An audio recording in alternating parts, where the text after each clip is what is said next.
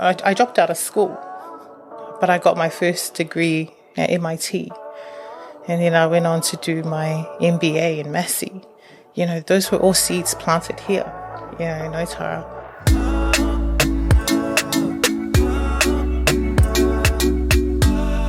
This podcast is proudly supported by the Ōtara Network Action Committee, ōNAC, community-owned, community-driven, and community-led. Hello once again and welcome back to the We Are Otara podcast, sponsored by ōNAC. ōNAC, community-owned, community-driven, community-led. Now, we had another amazing guest. I know, it's a thing. And this guest is one of the best that I've had so far. Her name is Solo Aiono. She works with the Ministry of Health as an advisor, and as well as an amazing Otarian for over 20 odd years. And we were talking about very, very important topics such as mental health, physical well-being, so physical health as well, and just the overall mentality of just being kind to one another, and how we should, be kind to our parents and be kind to those around our community. And hopefully we can spread our message and plant a seed within you to grow out of kindness. So hopefully you're enjoying this episode as much as I did. And yeah, it's going to be a good one. So Solo Aiono, We Are Otara podcast, another amazing episode. Hope you enjoy. So I was born in Otara, Middlemore, Capstick, and stayed here for 2 years. And then my mum took me back to Samoa for my grandparents to bring me up. So I was schooled in Samoa up until I was 13. So that's college. And then my mum came back here, and she wanted me, back into her life. And by then my late grandfather had passed. And so it was time for my grandmother to migrate over and join the rest of the family here. And excuse me, I went to high school. So I came back and stayed in Otara. High school was at Papatoe High. Actually, no, I went to Papatoe High because my mum and stepdad were staying in Papatoe at the time, so it was zoned. However, the rest of the family were here in Otara, so every week, we're here for church. My cousins went to Sir Edmund Hillary College, and so lots of interactions there, and pretty much, Otara is a big part of my life growing up. But going back to high school, went to Papatoe High for that time. I actually didn't know English when I came back, so needed an interpreter. I still remember her name, and it was the school reaching out to all the Samoans that were there at the time to try and help integrate me into this really massive new world. You hear of culture shock. Yep, got that. And sort of was there until sixth form, and didn't make it to seventh form because I was a teen mum, blessed with a beautiful baby girl. Then I guess my first job was in Otara. And so for the last 23 years, I've served Otara, working in the community. And I guess that's what I had said in my conversation with Judy, pretty much serving and being, the hands and feet to connecting our communities and our families to services that, to improve health services, as that's where I was working in the sector that I have been blessed to be part of for the last 20 years. Nice. You had mentioned that you came back to New Zealand after being in Samoa for quite some time. How was it to try and integrate back into New Zealand once more? Was it difficult for you to do that sort of thing? It really was, because I don't think it was more integrating back, because I don't remember back when I was 2. It was like an introduction to a whole new culture, new world, new place, new home, and even my family as well. My cousins, they all speak English. They grew up here, and so I was trying to fit in and try and make friends and things like that. So it was hard, yeah. And because the reason why I was thinking that is because I was thinking about my parents. They were just beautiful people coming from the island of Samoa and finding opportunities here. And I was just thinking about my siblings and how they went through, and it comes to my next part of my question is when you came back to Otara. And you were mentioning about how it's an introduction and it was new. Was there any, is there any, correlations of today that are still here in Otara in terms of your upbringing? Has anything changed from when you were growing up in Otara to now? Yeah, there's some changes. I think, I can recall, even though we were in our teen years, it was quite safe for us. Like the creek was like our connection point to get to where we were staying at the time down in Tyrone, and here in the mall. And when we drove up, I said to you, this is my first time in this building, whereas Crosspower, we were regulars there, and I think the youth or the young people right now would never know what it was like for us back then. We would beat the feet and we get everywhere, not even buses. And that's because the community was safe. But there was a lot more to take in. It wasn't just the safety aspect of it. It's we literally were interested. Whether it's someone we meet as we walk down by, through the creek, or someone at the shopping centre, like you had genuine conversations, and everyone was interested in everybody. I guess with the technology and social media, everyone's doing a lot of looking down and on their phones and things like that. People are just not taking the time to just meet with someone and say, hey, how's it going? Rather than being in conversation starter, like, how are you? But really ask, how are you? And then go on to listen to the response and have a solid conversation. So I feel like that's not there as much. The people, I guess, in my generation, they still value that. I know when I see, some of the people that went to Sir Edmund, or I'm still in contact with friends that I made in Paputua High School. We still have, solid conversations, and we're very much interested in each other's lives. We do value that. But that's kind of like the noticeable change for me. And of course, growing up when Decca was there, Wickles and all those, Food Town, I think even, it's not there anymore. Like the quality, I feel like we've been robbed, to not really have those available to our people, but that's okay,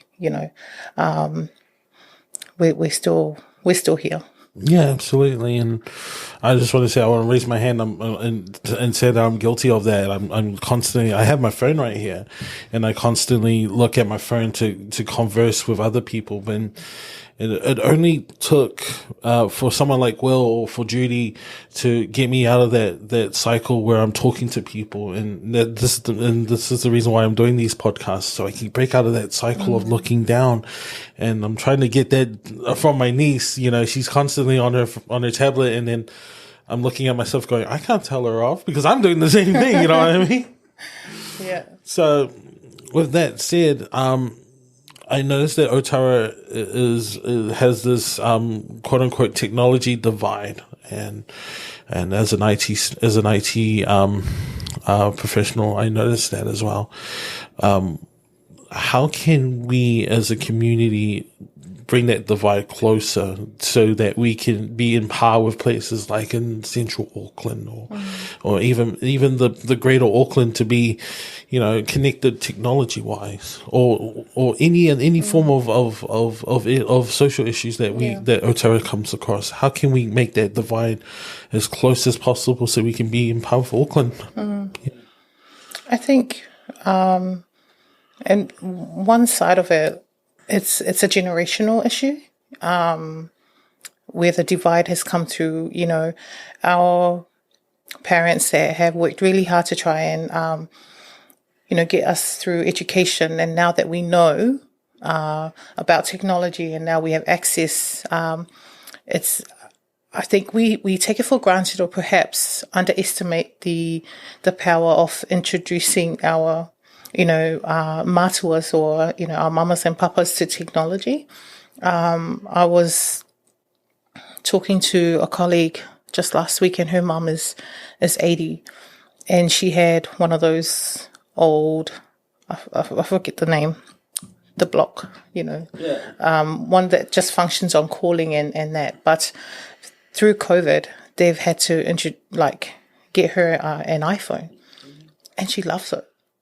So for our mātuas can benefit from that. I think sometimes we just think they're not interested, but actually if you take the time and again, connecting them to what's available, you'll be surprised. And that can certainly bring the divide closer because then they'll feel empowered. They're not going to feel like, oh, I'm too old for this. They're never too old. Just expose them and get them to FaceTime. Like my grandma is 90 and she has an iPhone. She uses it so she knows how to go on to listen to the app. But then we also set her up with a messenger and you can call her. And so it depends on, sometimes she has selective hearing that she's like, ugh, don't want to answer that. And then I'll see her and be like, how come you never picked up the call? Or I'll call through my cousin or auntie's phone. How come you never picked up the call? She goes, I never heard it. I was like, you did hear it. You just chose not to answer it. And, it's so proud for me that, my grandma who only probably went up to primary level in Samoa in her time and didn't even make it to intermediate. And she has an iPhone and she can use it. And she clicks on the Samoan radio app to, connect her to the news. And so, yes, the news is everything to her. But there's things that they're interested in. Introduce them to that. Absolutely. Yeah. And it's creating that, and I also by mentioning that, I also noticed that it's creating that generation that bridge. Gap. Yeah, it's bringing it together and creating a safe place for those around you. And then I noticed with my nieces, it's quite hard for them to open up. Yeah. Especially around our elderly who we as we grew up, for me definitely is that I can't go up to my elders because it's if I do go up to my elders, I feel like it's a weakness because they've done so much, and you want to go up to them and you go, I need what do I need to do from here, but in your back of your mind is like, oh, it might bother mum or might bother dad.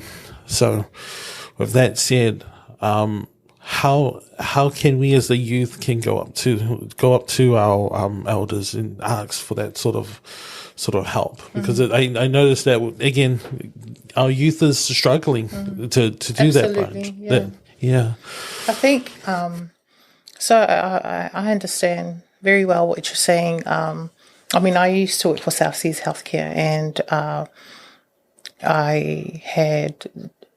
I was part of the team that created and delivered and facilitated a framework called My Story. And they surveyed 100 young people at the time. as to what were the real issues in terms of communication, seeing that you've got technology that you can Google all the answers. So, 2, 3 in the morning when you're faced with whatever questions and what you're going through. And it came through that it was the connecting to those in the same house, their parents, their grandparents, and then, it came down to knowing how to tell your story or to even try and articulate it. And so we were running these programs, and we had the parents as well be part of it. And there was just gold everywhere, because for the parents to realize this is where their young people were struggling and thinking, and then for the young people to hear their parents' stories, it just brought them together in such a way that what you think of, or your premeditated views, and because as a young person you're like, oh, they're old, they won't know, they're not going to help me. All of a sudden that all was put aside and put to rest, because their parents actually went through a lot, and it was really hearty to see them being connected over history, and then go on to use that experience and the call to action to look forward and be like, we can do this better, we can have a better relationship.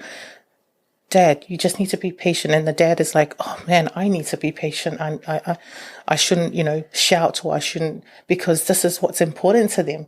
Sometimes what's important to our young people is not important to us as parents. And I'm a parent, I can say that. And it's just different stages of growth at both, it's two ways. Yeah. And I, you tend to see that often I see it within my family. We're Samoans, and my father and mother's generation, I look at my brothers and sisters and how they interact with mum and dad, and it's utmost respect, but they still have that struggle of having that conversation. Whereas that when they have their own conversation with their own children, it's so easy and so simple, because they now know what they've learned from their parents, and not realizing they made that connection, not without words or physical action. They viewed bonded, it. Yeah, absolutely. And I want to see that happen within our community, that sort of communication. As I often I walk around Otara, and we tend to not have that communication side of things. We have that mentality of someone has it worse than I do. How can we as a community help each other and reach a point where we just look at each other and go, hey, do you need help? And then that help can be reciprocated to everyone else in our wonderful community. What would be your advice on how to build that relationship? Yeah. And I think when I had said earlier, what I notice is that there's no genuine connection. It's just to really pay attention, and that's what I mean. Rather than saying, hey, how are you? As a conversation starter, actually, how are you? And then go on to listen. Sometimes people don't even have to delve into, what's really going on in the depth. You can actually pick it up with what they're saying. And it may not be like the full story, but it may be that, oh, do you have time now? Do you want to go for a coffee and or have something to eat? And you'll find that person will feel, oh, they care. They actually took the time. Time is, it's not chasing time, but no. Time is so important, when people realize that you've given up, some of your time to speak with them, to have a conversation with them, that goes a long way. And sometimes I'm a big believer in planting the seed, and just that, even asking, how are you? and having that first encounter, they're going to walk away and you planted a seed. And it could be that they'll reach out to you if you're local, via phone, messenger, Facebook, but you've sort of let that person know that, hey, it's okay if you ever, want to talk. And, I'm Christian, and I also believe in having, things drop into you, and then you're like, oh, it came to me. I think I need to contact this person, or there's a reason why I cross path with that person. So that's kind of like always, how I kind of stay in tune and connected. Yeah. Yeah, absolutely, and that's what I feel when I do my work here in Accelerating Aotearoa, not only on the podcast but sitting in front of reception. And I just want to say this: there is a more rewarding job than doing reception work, because especially for an organization for charity, because you never know what sort of characters come through the door, or you never know who's going to come in that door who needs your help. And when you talk to someone and the first few words were, how are you doing? And it makes my day, because then they've taken the time to go up to me, a complete stranger, and go, how are you? And you go, I'm fine, and how are you? And you know that you made that establishing connection. And it's important to make that establishing connection. And if it's short term, long term, whatever, how it is, establishing it is just off the bat is amazing. It's an amazing feeling. Oh, 100%. I'm smiling because that was my first job here in Otara at a single GP practice as a receptionist. And it's funny how you create that connection. I go on to know, all patients and families that come in, to the point where they're like, maybe a few years and, oh, how's your baby? And then sometimes they're like, when are you due? I'm like, I'm not pregnant. But like, that's how, they feel so comfortable at the space that you created. And, one time I was in Samoa with my family on holiday, and then I hear, oh, there's solo. And then I look and it's patients, and it's like, oh, they feel like family. And then I'm like, hey, and then I've had one woman, disclose to me her diagnosis out in the car park, and it's, you just don't know the value, that you're opening up by being present and by being there. It's huge, and just taking the time to speak to someone is so important. Yeah. Absolutely. And doing over close to 20 episodes into this podcast, and it's awesome to there's a person that I interviewed by the name of Tipi Arthur. Every time when I meet him, when he comes through for a meeting, he's like, hey, Vinny, what's up? And I was like, hey, what's up? He's like, when's your next podcast? And I was like, oh, yeah, I got it coming up in the next week or so. And, and then he's like, oh, yeah, awesome, mate. And I was like, oh. Because after recording that and it went up, Tipi comes up to you and goes, oh, that was an awesome episode, mate. And I'm like going, are you sure? And he goes like, yeah, it was an awesome episode. Don't worry about it.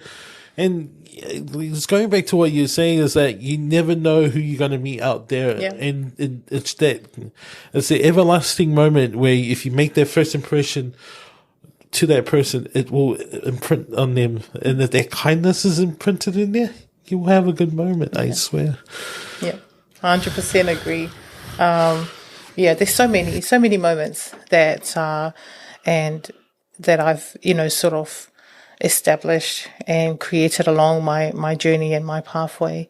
And I grew. So, I did various jobs, until I came back and worked for South Seas. And I started off again in the front, and fortunate enough to progress my career up to management. And during that time when people wouldn't see me, and I'll just walk past and they're like, hey, where are you now? I thought you left.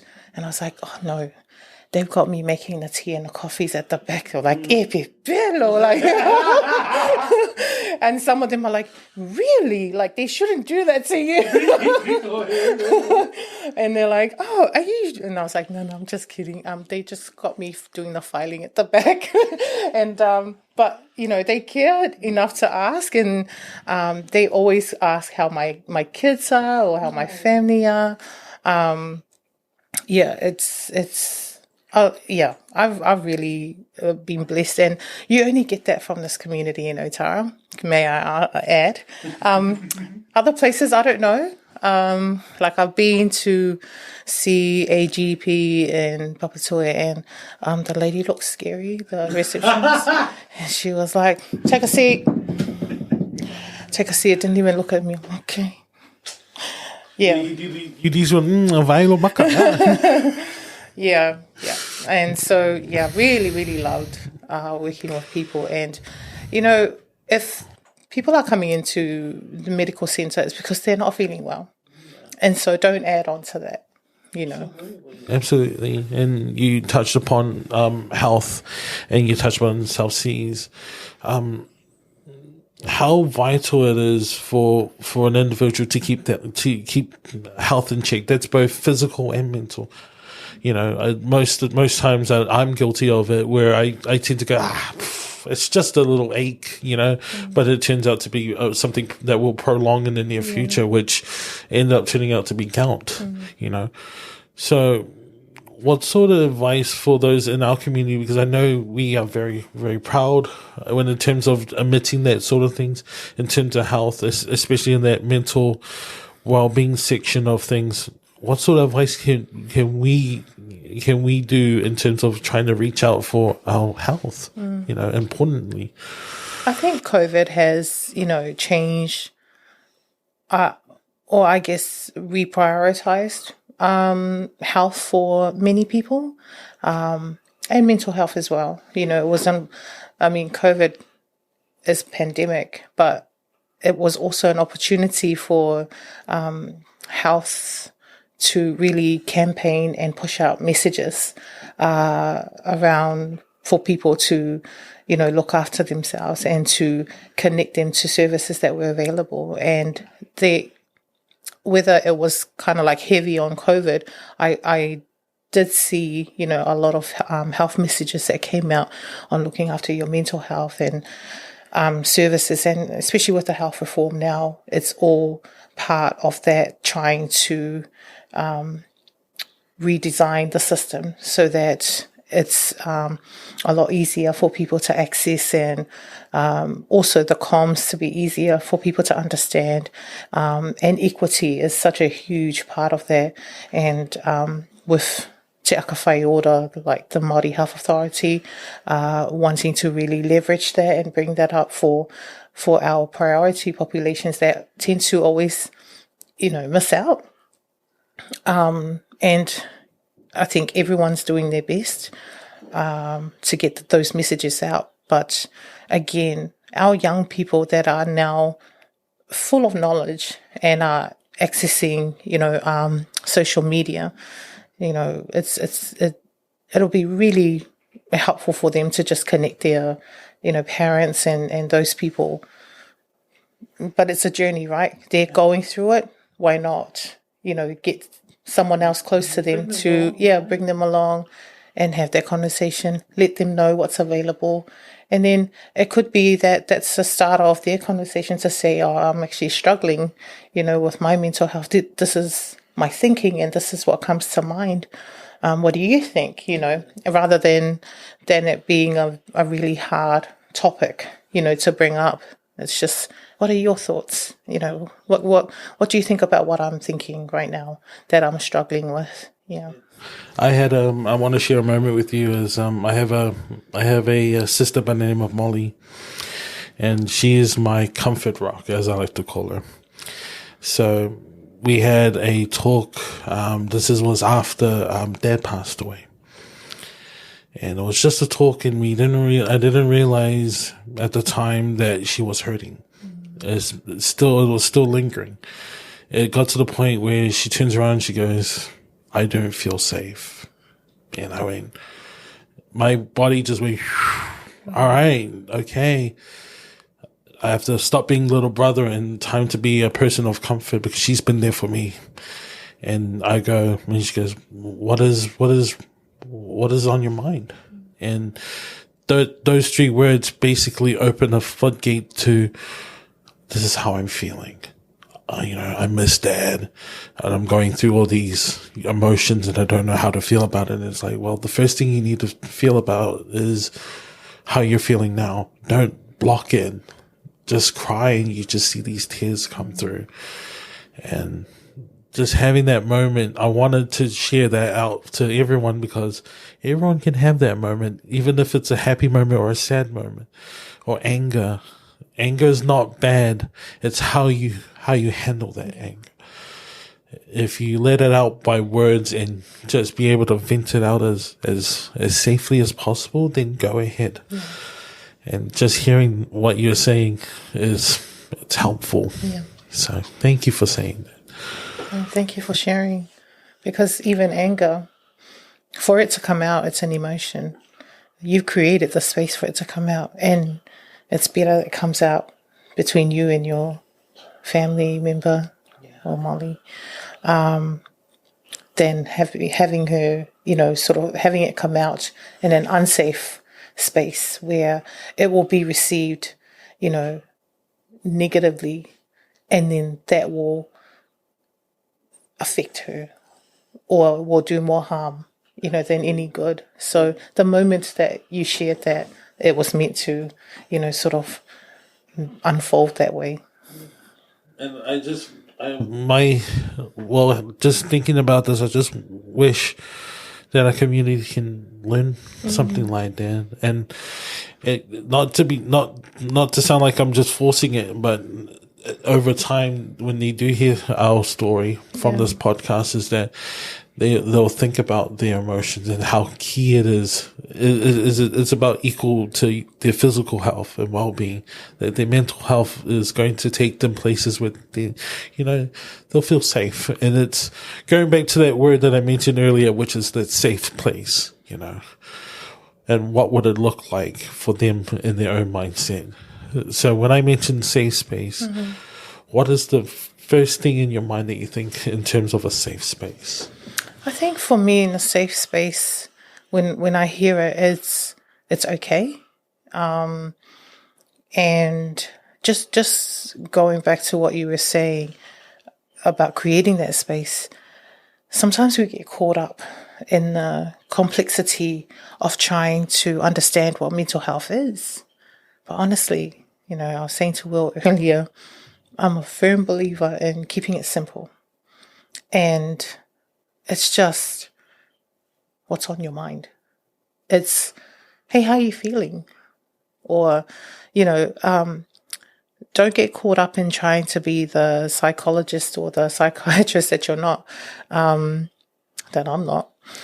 For me, it's really just letting that person know that you care, letting that person know that it's okay, and letting them know that you will support them.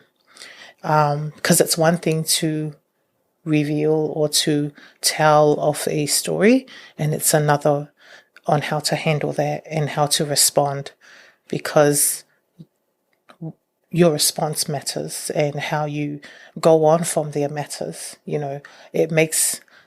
It sort of makes the way for healing or the start of the journey and the process and going to where it needs to go. So all those things, don't make it complicated for the person, Sometimes it may be just to grab a feed and sit and watch TV and that person's processing whatever they're going through. And then they'll come back. They'll come back because they know no judgment, and no questions asked. So, yeah. No, that's perfect. That's perfect. Because for me, my safe space is, so I have, in my safe space, I have me, and in my safe space is a circle. And in the circle is my friends and my family members. And I I'm learning how to ask out, because I tend to shut myself off, have this tunnel vision. So I'm learning to ask my circle now. So in my safe space, I know the people that are around me that I can go, okay, if I call this person right now, they can pick up the phone and we will have a conversation. And it's creating the inner image of what your safe space should be. And that's just based on what my one looks like. So when you say keep it simple, I was like, oh yeah, I'm already doing that. I'm already going straight into it. It's like simple as that. My friends are my safety. So yeah, thank you so much once again. It's okay. So we're coming towards the end of our amazing storytelling journey. And I always like to leave off with our lovely viewers with an amazing quote. Would you like to share something like that to our amazing viewers? For me, I live my life, and put in practice a lot of the values of the Bible in terms of treating others how you want to be treated, and there's so many. There's one that stands out as well, which is a Psalm 1 proverb. Tautua nei moso manuia taiao, which I think it translates to working today for a better tomorrow. And it can be applied to health as well, because I know it's about health. So for ataiao.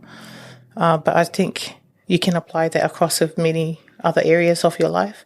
The seed that you plant today, talking to my children, I know it will grow and will harvest later on. They may not get it now, but they will get it later because you planted that seed. So always invest into the different, whatever you do, give it your excellence, give it your best standard, because you will be fulfilled, with the returns and the harvest later. And hopefully the seeds that we've planted in this episode grows into something beautiful that we all know that Otara is capable of doing in producing beautifulness and just awe. I can't put it into words because Otara in a whole, you can't put a definition on it. I know. I mean, I dropped out of school, but I got my first degree at MIT. And then I went on to do my MBA in Massey. Those were all seeds planted here, in Otara. I wouldn't get into a master's program if they didn't interview me to see if I have the capability, and that was all learned through here in our backyard. So, I wish everyone will know that where they are, don't take it that it's in vain. It's just give it what you got. It's it's gonna come out somewhere, and it's gonna be beautiful, and you're gonna get your returns because you're putting in the mahi and the work in whatever you're doing. So thank you so much. Thank you for the invitation. No worries to be here. And once again, thank you so much for watching, and I hope you enjoyed this lovely person as much as I did, and I hope you enjoyed this episode.